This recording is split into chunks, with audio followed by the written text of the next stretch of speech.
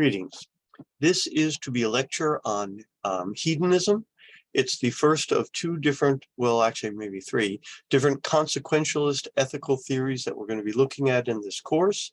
And we will begin now.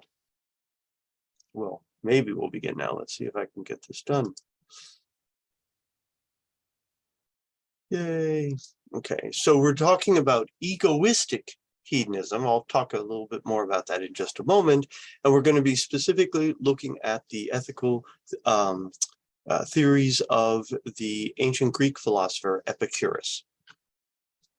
So first we'll begin with some definitions to get ourselves clear on certain terms. So first, what is hedonism? Well, hedonism is an ethical theory which states that pleasure, and pleasure alone, is of intrinsic value. So hedonism comes from a Greek word, hedon, which means pleasure. So it is pleasurism, but pleasurism doesn't really tell us very much. So here's a better, more fulsome definition. It states that pleasure and pleasure alone is of intrinsic value. Now, of course, it would be very helpful then to know what exactly is meant by intrinsic value. So we have to get clear on those concepts. Something has intrinsic value if it's valuable for itself and not merely for some other reason. And this is contrasted with something of instrumental value. Something has instrumental value if it is valuable as a means to some other end. So we've already been introduced to this concept several times now in this course, the distinction between instrumental and intrinsic value.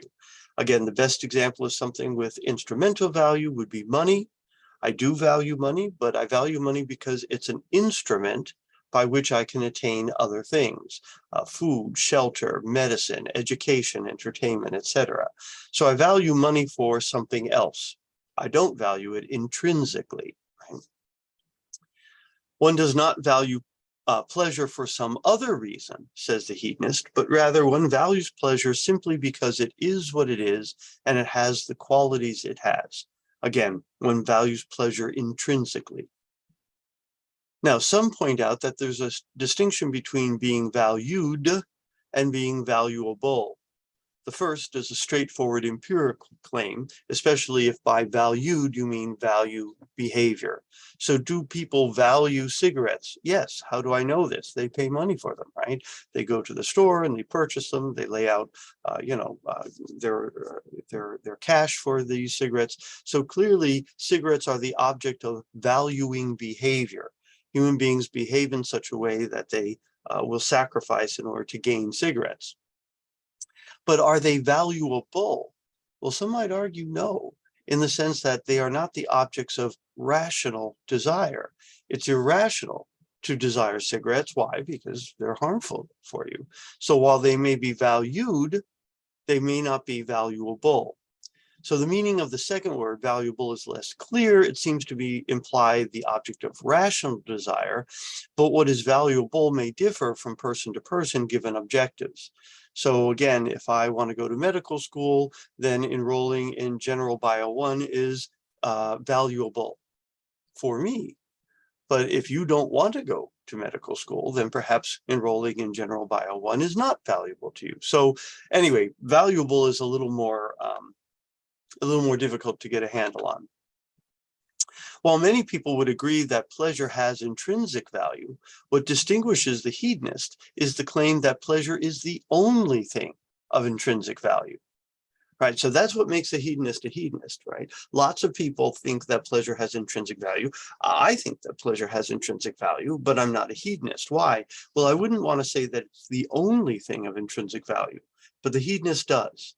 So quoting John Stuart Mill, who is also a hedonist, he says, pleasure and freedom from pain are the only things desirable as ends, and all desirable things are desirable either for the pleasure inherent in themselves or as a means to the promotion of pleasure and the prevention of pain. So there's a statement of hedonism for you. Now, if hedonism is true, then this would simplify ethics greatly. And why is that?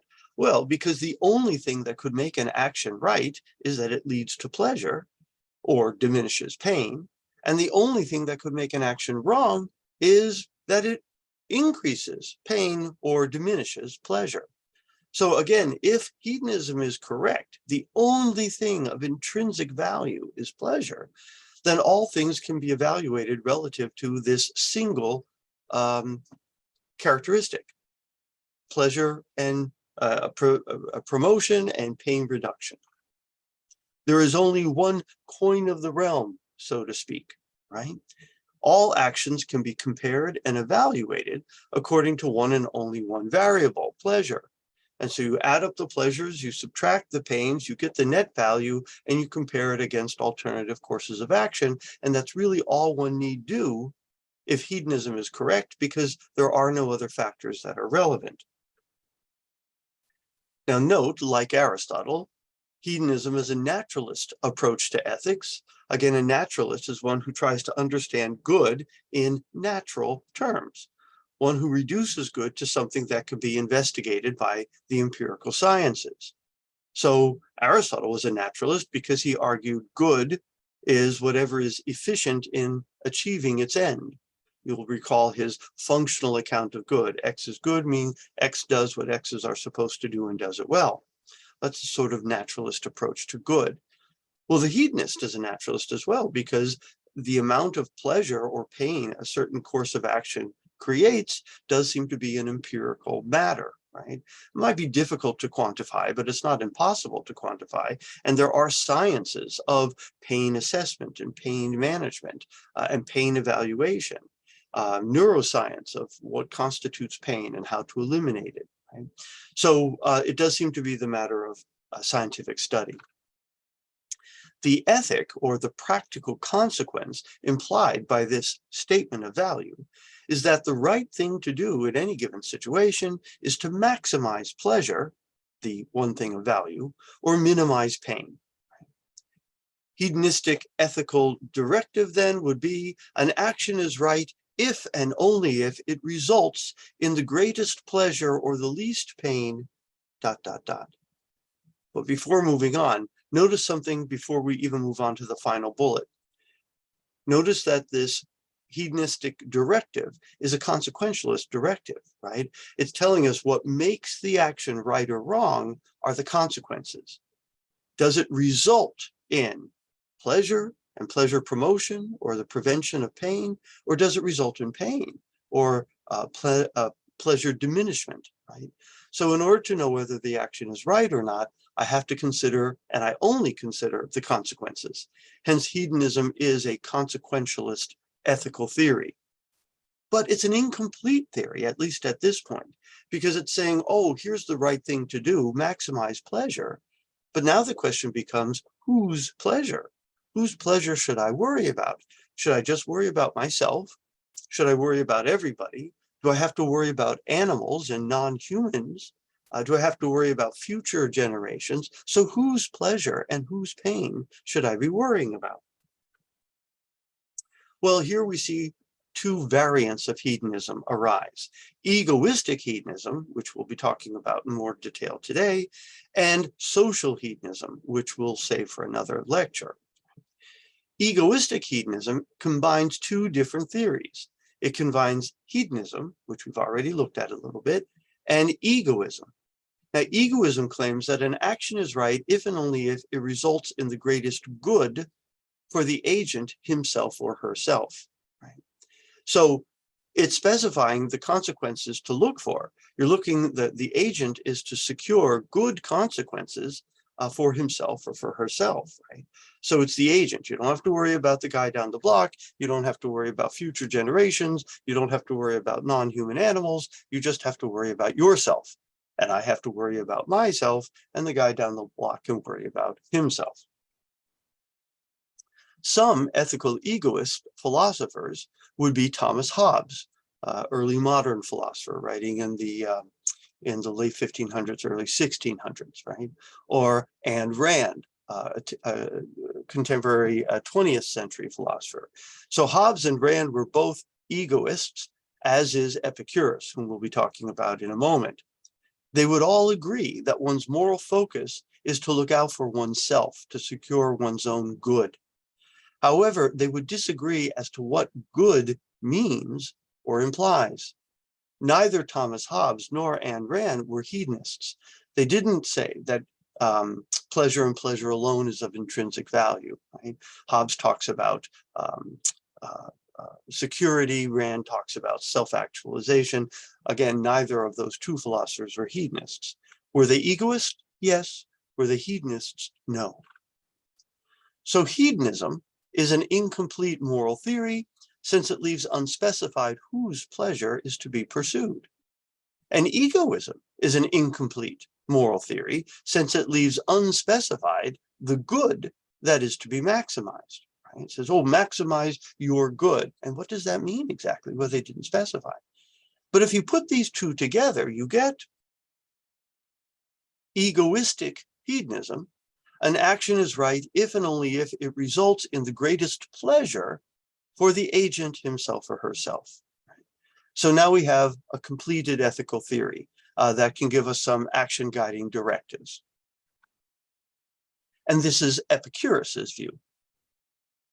Now, it should be mentioned that contemporarily, hedonism carries with it a certain negative connotation. If someone describes you as a hedonist, he or she is likely insulting you, charging you with excessive indulgences, decadence, and perhaps even licentiousness. Epicurus was the most celebrated hedonist of classical times, and while he was indeed a egoistic hedonist, he actually did not recommend a lascivious or decadent lifestyle.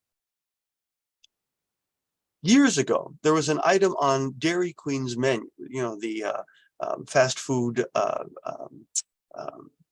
franchise, Dairy Queen. We have them here in Miami, right?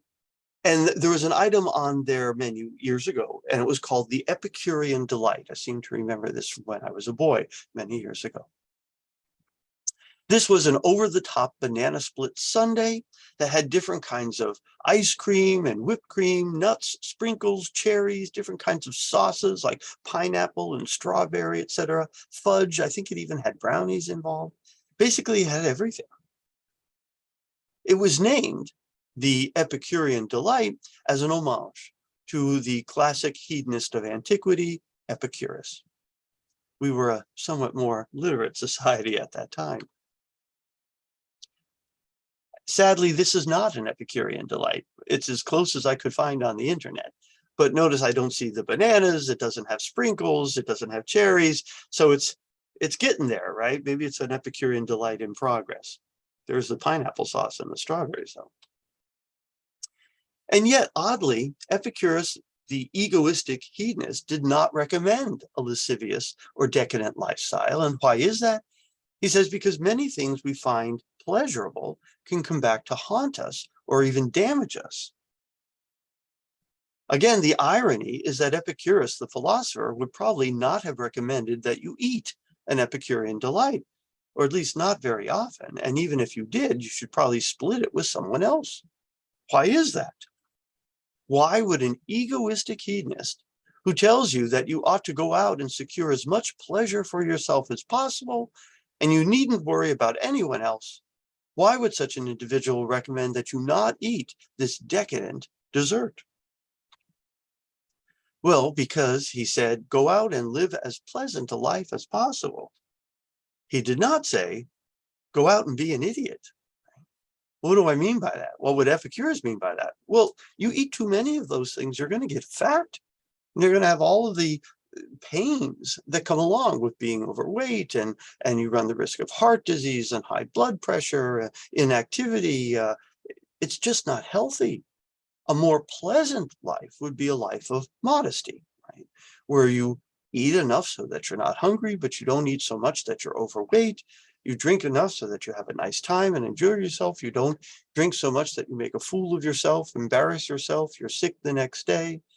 Basically, you want to live a pleasant life, and a pleasant life generally requires modest pleasures.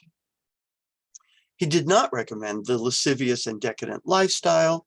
Again, why is that? I've already said many things we find pleasurable can come back to haunt us or damage us in the end. Dairy Queen's Epicurean Delight, etc. Likewise with beer, don't drink too much. You might make a fool of yourself, make yourself sick, etc. do something foolish and dangerous and harmful to yourself, etc. Ultimately, Epicurus recommends a modest and moral lifestyle. You must rather consider the consequences of immoral antisocial conduct. On balance, lives lived in accord with traditional moral values will be the most pleasant, most pleasurable, according to Epicurus. So this was his idea. In other words, he would say, don't lie, cheat, steal, because it will take pleasure away from you eventually. You have to deal with the consequences of cheating, stealing, lying, or other immoral behaviors. Prison, or social isolation, or even if you don't get caught, you have to worry about being caught. That's all stress, right? This is why lie detector tests work, is because the body stresses out when it has to lie, right? It's easy to remember the truth because you're just actually remembering what happened. But to remember a lie can be difficult, particularly when you have to tell it over and over again, and little micro divisions occur between one telling and the next. And then when confronted with that, you have to make up a new story to explain why you said it one way first and a different way later. Right? And then those new things have to be remembered, and well, it's just a lot of stress. This is why, for instance, when interrogating suspects, the police will ask the suspect to repeat the story over and over and over again. Because, but I just told you that story. Yeah, well, tell it to us again. And why? Well, because if it's the truth, you'll tell it exactly the same way. And if not, you'll start to stress out, and you'll also start to make mistakes. The good life, then, according to Epicurus, is the moral, moderate life because it is the most pleasant. If true, then morality is simply a subset of prudential rationality. What do I mean by that? Well, because being moral is always doing what's best for you. And doing what's best for you is always being moral, right? So among all of the prudent things, oh, and I discovered recently, sometimes students are not familiar with the word prudence. Maybe it's an old-fashioned word that doesn't get used much these days. But to be prudent is to simply do what's good for you. For instance, it's prudent to exercise. It's prudent to avoid cigarettes. It's prudent to get a good night's sleep. You're not helping anybody else, you're just helping yourself, right? You're doing what's good for you. To be prudent is to do what's good for you, right? And to be rationally prudent, right? Prudential rationality is to use reason to pursue what's good for you. But if Epicurus is right, and for that matter, if egoists are right in general, they're all saying that prudential rationality defines morality, that doing the moral thing is always doing what's good for you, and doing what's good for you will always amount to doing the moral thing. Now, there are three key presumptions which result in Epicurus's system. So his system is presuming three things that we need to look at in a little more detail. Number one, for his system to get off the ground, it must be the case that long-term consequences, again, pleasures and pains, are as important, if not more important, than short-term consequences, pleasures and pains. So I have to take the long view when I'm evaluating actions, right? Oh, yes, that Epicurean delight banana split sundae looks really good, and I'm certainly enjoying it as I'm eating it. But it's not the immediate gratification. I also have to consider what are the long-term consequences of eating this, again, repeatedly. You must consider not only the immediate, but also the long-term consequences of your action in order to rightly estimate its value as compared with alternative courses of action, such as maybe only eating half an Epicurean delight and sharing it with a friend. Number two, and this is a little more unusual, pleasure is not merely instant gratification, according to Epicurus. Rather, he defines pleasure as the absence of pain, the absence of annoyance and aggravation.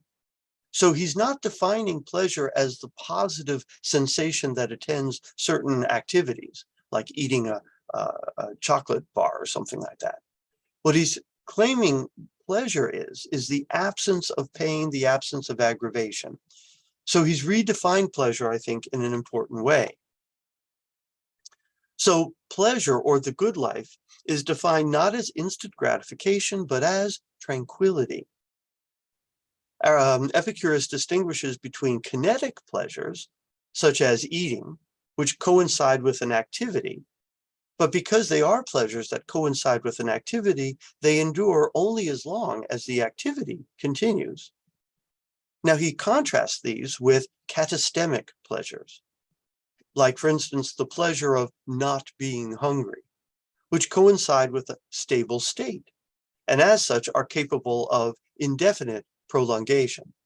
So you can have a long enduring state of not being hungry, not being thirsty, not being tired, etc. So tranquility is an achievable goal, and it can be sustained over a long period of time. Whereas the positive pleasures, they're achievable goals as well, but they can't be sustained. They're of their very nature ephemeral. They're here and they're gone, right? Notice as you're eating that chocolate bar, by the time you finish the chocolate bar, you can't even taste the chocolate anymore because your tongue has become fatigued to the taste. Right? So those pleasures are ephemeral by their very nature. Again, he's not saying there's anything wrong with the positive kinds of immediate gratification pleasures. There's nothing wrong with them, right? What he calls chara, right? The delights we experience in kinetic pleasures. His point, though, is that they are not sustainable. They are by their very nature ephemeral. So they can't be the goal we set for ourselves, chara after chara after chara after chara. Notice you can see where that might get exhausting. Rather, he thinks we ought to seek ataraxia. And this is another term that I want you to be familiar with, ataraxia. This is Epicurus's term, which means serenity or blessedness. It is to be free of pain and aggravation in a state of sated tranquility. Then the third presumption of this three-legged stool, if you will, is that a life devoted to the acquisition of positive pleasures, chara, is not pleasant. In fact, it's aggravating. Notice there's always a nicer BMW than yours, right? So if you set your satisfaction meter at just a little bit more, well, just a little bit more is never satisfying because you'll get X and then you'll want just a little bit more. And then you'll get Y and you want just a little bit more. The nicer BMW, the bigger house, the fancier, I don't know, yacht, right? Just a little bit more. But when just a little bit more is your director, then you're never content. You're never happy. And that's aggravating. That's not pleasant. That's not tranquil. Notice that if you set yourself, for yourself rather, the goal of just a little bit more, you will never achieve satisfaction. Such a goal is never realizable. In fact, it's exhausting. I had a student one time who made a reference to a hedonic treadmill, right? That you can never get off, that you're constantly treading and treading and treading. I thought that was a rather interesting image, not original with me. Might not have been original with him, but that's where I got it from, so I'll give him credit for it. Now, I think there's an affinity here between what Epicurus is saying and certain claims made by Buddhism. Buddhism, and again, I'm not a student of world religions and this particular philosophy, I only know it casually. But I know that one of the central claims of Buddhism is that it is our attachment to things in the world which is the source of pain and suffering.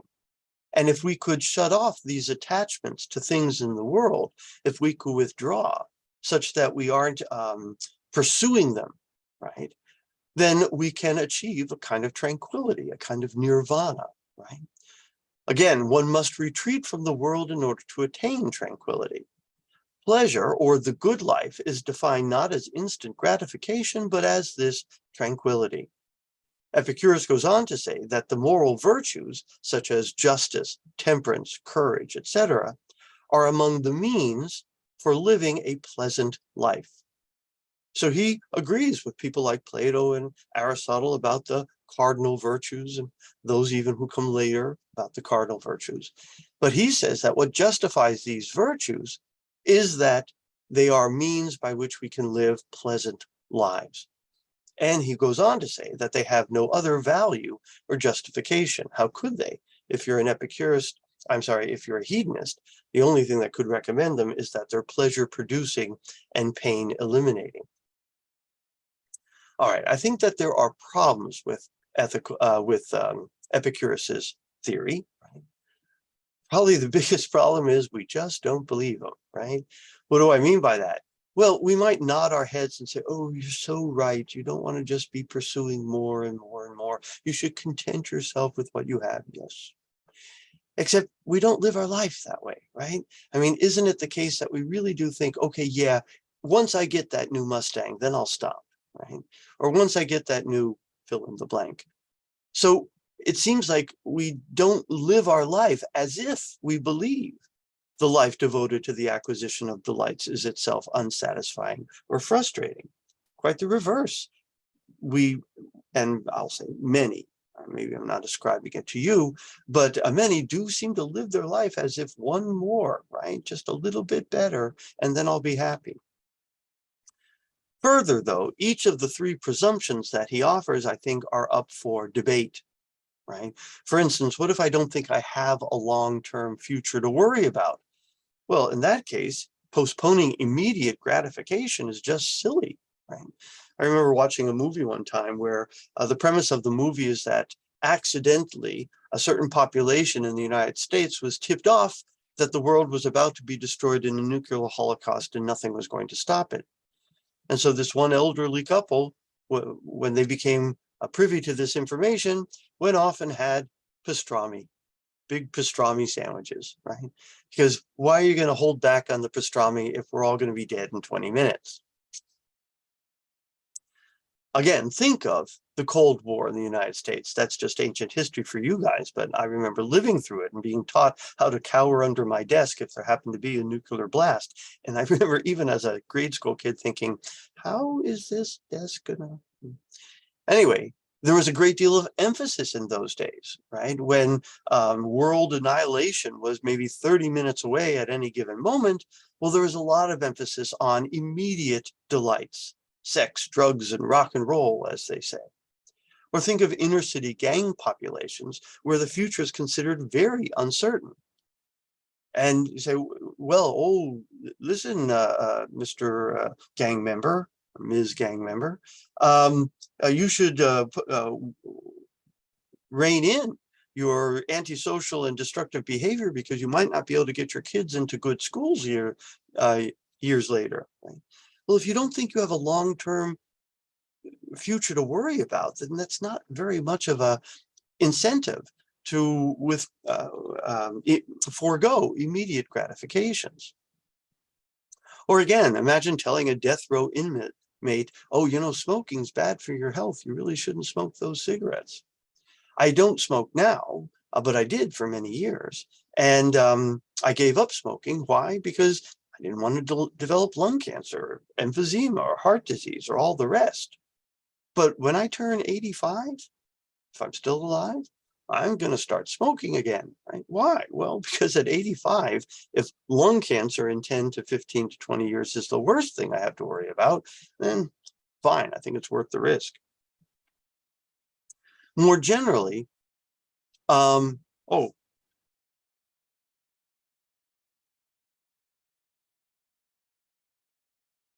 said that already. I'm skipping a slide or two, and I don't know why, but take the second assumption, that pleasure, that the pursuit of pleasure is itself an aggravating life. There are people who might challenge that, right? And they might say, on balance, the pleasures produced by such a lifestyle are worth it, are worth the effort that has to be put forward, right? Or there are those who simply refuse to define pleasure as the absence of pain or the absence of aggravation. They go, that's just not what I mean by pleasure.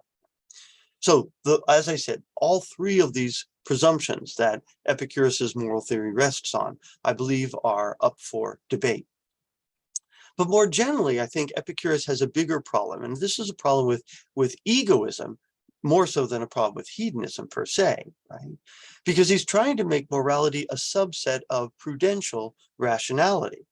That is, he's trying to claim that doing the moral thing will always be in your best interest, and doing what's in your best interest will always be the moral thing. Again, all egoists make this claim. But frankly, this seems to be patently false.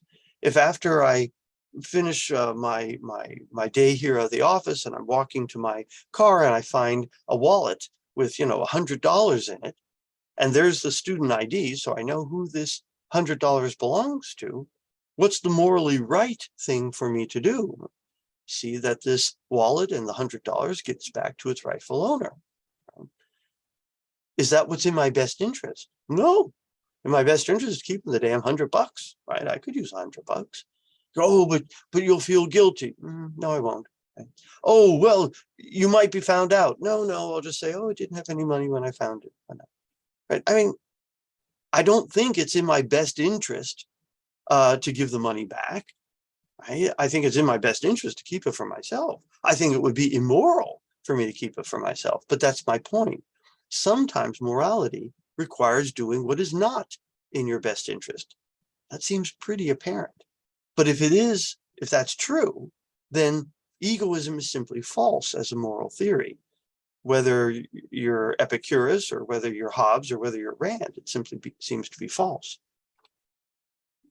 Again, to claim that doing the right thing is always in your best interest and doing what's in your best interest is always doing the right thing runs counter to a very strong moral intuition that we have, which suggests that acting morally, at least occasionally, requires that we sacrifice our best interest for the interest of others.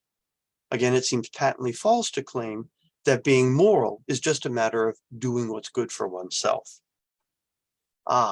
Then enter social hedonism. And that'll be our next topic, right?